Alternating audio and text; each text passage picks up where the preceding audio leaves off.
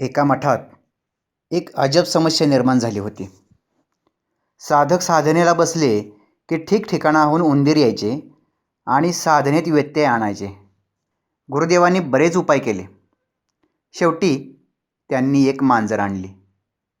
साधनेला बसताना ते मांजर शेजारी बांधून ठेवू लागले. मांजरीला घाबरून उंदीर यायचे बंद झाले. गुरु म्हातारे झाले, वारले. शिष्य गुरु झाले, तेही म्हातारे झाले, तेही वारले. मांजर तर त्यांच्या आधीच वारली होती. तिच्या जागी दुसरी मांजर आणली गेली. हळूहळू त्या पंथाचा प्रत्येक गुरु मांजर घेऊन साधनेला बसू लागला.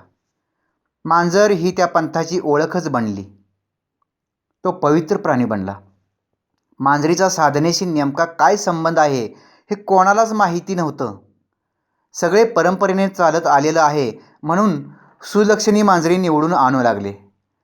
साधनेत कोणत्या रंगाची, कोणत्या जातीची, कोणत्या रंगाच्या डोळ्यांची, कोणती शुभचिन्ह असलेली मांजर सर्वोत्तम, ती कशी निवडायची याचं ज्ञान देणारेही ग्रंथ निघाले.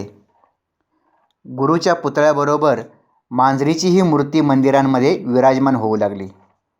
ज्यांना ध्यान जमत नाही, साधना जमत नाही, त्यांनी गुरु मान्यताप्राप्त मांजर घरात पाळली तरी पुण्य लागतं अशी समजूत प्रचलित झाली. आता तर त्या पंथात मांजरीचं साधनेतील आध्यात्मिक महत्त्व या एकाच विषयावरचे एक लायब्ररी भरेल एवढे ग्रंथ आहेत. मांजर हा साधनेत व्यत्यय आणणाऱ्या उंदरांवरचा उपाय आहे असं त्यातल्या एकाही ग्रंथात लिहिलेलं नाही. ही एक कटू पण सत्य परिस्थिती. मित्रहो, आपलंही काहीसं असंच आहे ना.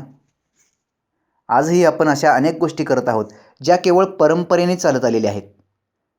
त्या गोष्टी का करायच्या याची आपल्याला काहीही माहिती नाही, तरीही आपण त्या करत आहोत. पण मित्रहो, कधीतरी बदलायला हवं ना. आंधळेपणाने त्या जुन्या प्रथा परंपरा पुढे चालू ठेवण्यात काय मतलब आहे. चला बदलूया. चांगल्या आणि अर्थपूर्ण प्रथा जीवापाड जपूया.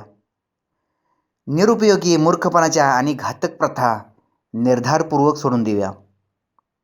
धन्यवाद.